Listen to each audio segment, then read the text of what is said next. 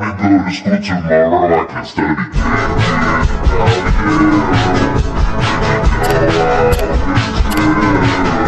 Assalamualaikum warahmatullahi wabarakatuh.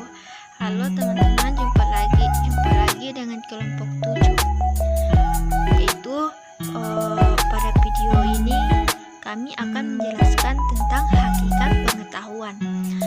Dalam materi hakikat pengetahuan ini terdapat poin-poin seperti definisi dan jenis pengetahuan, hakikat dan sumber pengetahuan, dan perbedaan ilmu dan pengetahuan, dan yang terakhir yaitu aspek-aspek yang melandasi ilmu pengetahuan. Nah, yang pertama yaitu definisi dan jenis pengetahuan. Pengetahuan adalah fakta, kebenaran atau informasi yang diperoleh melalui pengalaman atau pembelajaran disebut posteriori, atau melalui introspeksi disebut priori. Pengetahuan adalah informasi yang diketahui atau tidak disadari oleh seseorang. Pengetahuan termasuk tetapi tidak dibatasi pada deskripsi, hipotesis, konsep, teori, prinsip, dan prosedur yang secara probabilitas Bayesian adalah benar atau berguna. Pengetahuan juga diartikan sebagai gejala yang ditemui dan diperoleh manusia melalui pengamatan akal. Pengetahuan terlihat pada saat seseorang menggunakan akal budinya untuk mengenali benda atau kejadian tertentu yang belum pernah dilihat atau dirasakan sebelumnya. Contohnya, pengetahuan adalah ketika seseorang mencicipi masakan yang baru, ia mendapatkan pengetahuan berupa bentuk, rasa, dan aroma masakan tersebut. Nah, adapun jenis-jenis pengetahuan yang pertama yaitu pengetahuan prosedural. Pengetahuan prosedural terdiri dari peraturan, strategi, agenda, dan prosedur. Dan yang kedua yaitu pengetahuan deklarasi. Pengetahuan deklarasi terdiri dari konsep, objek, dan fakta. Dan yang ketiga pengetahuan meta. Pengetahuan meta terdiri dari pengetahuan tentang berbagai jenis pengetahuan dan cara menggunakannya. Dan yang keempat yaitu pengetahuan heuristik. Pengetahuan heuristik ini terdiri dari petunjuk praktis. Dan yang terakhir yaitu pengetahuan struktural. Pengetahuan struktural terdiri dari sekumpulan aturan, hubungan konsep, hubungan untuk hubungan objek. Nah, seterusnya yaitu hakikat pengetahuan.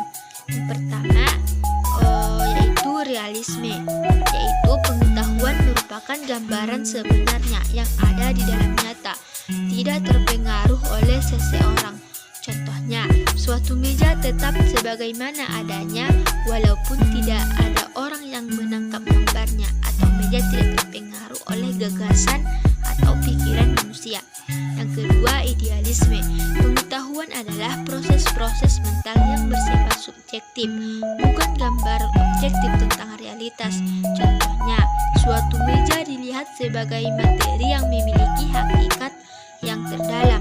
Mengapa meja itu ada? Apa gunanya? Bagaimana bentuknya? Dan lain sebagainya.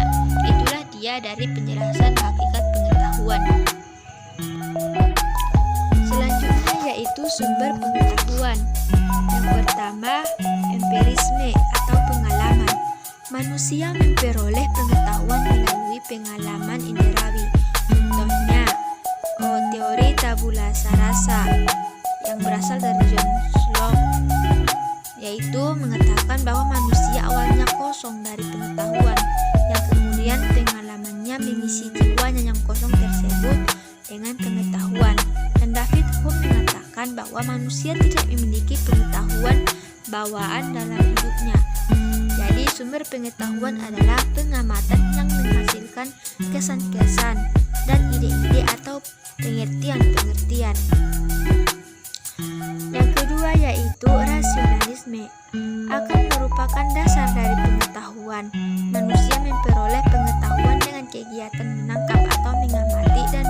menganalisa suatu objek. Sumber pengetahuan rasionalisme ini terbagi menjadi 4. Yang pertama, Descartes, yaitu akal budi merupakan suatu alat deduktif untuk mendapatkan kebenaran dengan melakukan penalaran sehingga dapat tersusun pengetahuan. Yang kedua, Spinoza, yaitu dalil ilmu ukur merupakan dalil kebenaran yang tidak perlu dibuktikan lagi. Yang ketiga yaitu intuisi. Henry Bergson mengatakan intuisi adalah hasil pemahaman yang tertinggi, mirip seperti insting, tapi memerlukan suatu usaha dan menghasilkan pengetahuan yang mutlak Nietzsche.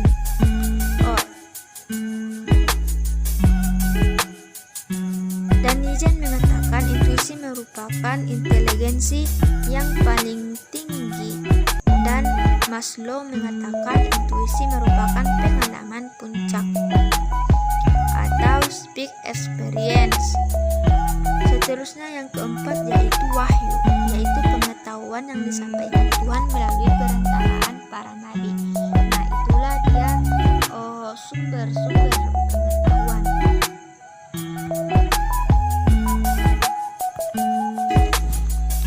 Seterusnya yaitu perbedaan ilmu dan pengetahuan. Adapun perbedaan ilmu dan pengetahuan yang paling menonjol adalah dalam metode pembuktian. Ilmu bersifat objektif sedangkan pengetahuan bersifat subjektif. Ilmu membutuhkan syarat ilmiah agar bisa disebut dan menjadi suatu ilmu, dan salah satunya adalah harus objektif. Objek kaji dari ilmu harus dicari kebenaran dan dibuktikan secara objektif. Hal itu karena ilmu harus memberikan kepastian dari objek yang telah dikaji dan tentunya bisa diyakini dengan benar keabsahannya. Sedangkan pengetahuan memiliki sifat subjektif karena hanya berdasarkan pada pemikiran seorang atau sekelompok orang. Pengetahuan yang belum diuji kebenarannya hanyalah sebuah asumsi dari pemikiran manusia. Pengetahuan biasanya juga hanya berdasarkan selera seseorang saja. Pengetahuan yang seperti itu meski belum terbukti kebenarannya karena belum didukung dengan fakta dan pengujian. Nah, selanjutnya yaitu aspek-aspek yang melandasi ilmu pengetahuan. Yang pertama, ontologi, antara lain membahas objek sains, macam-macam pengetahuan, dan struktur sains. Ontologi merupakan ilmu yang membahas tentang hakikat yang ada dengan berdasarkan logika semata. Contoh, dalam pelajaran pendidikan agama Islam membahas tentang berbagai macam pengetahuan. Di antaranya adalah bagaimana sikap murid terhadap guru, sikap guru terhadap murid, sikap murid dan guru terhadap ilmu pengetahuan, perkembangan tarekat, qadariyah, wa naqsabandiyah, dan lainnya. Yang kedua yaitu epistemologi. Di antara lainnya itu membahas sumber pengetahuan manusia, metode memperoleh pengetahuan dan ukuran kebenaran dalam sains. Contoh, pembahasan dalam mata pelajaran pendidikan agama Islam merupakan pelajaran yang diambil dari Al-Quran dan kitab-kitab lainnya sesuai pengetahuan yang ada. Sebagaimana pada pembahasan sikap terhadap guru, itu juga sudah banyak diterangkan pada kitab Talim Mutalim dan kitab-kitab lain mengenai adab ataupun sopan santun. Yang terakhir yaitu aksiologi, yaitu membahas soal nilai dalam sains, dalam arti apakah sains itu harus netral atau bebas nilai atau harus terikat oleh norma baik agama maupun filsafat. Contoh, dalam mata pelajaran pendidikan agama Islam membahas tentang suatu hal yang dilakukan dalam kehidupan sehari-hari, seperti halnya bagaimana kita harus bersikap baik terhadap lingkungan, bagaimana sikap kita terhadap guru. Semua itu termasuk etika yang harus dijaga dengan baik dan juga merupakan norma kesusilaan dan norma agama. Nah, cukup sekian yang dapat saya sampaikan. Ini adalah penjelasan dari kelompok kami secara singkat. Semoga dapat membantu untuk kita semua dan dapat dapat kita terapkan dalam kehidupan sehari-hari. Saya iri dengan salam. Wassalamualaikum.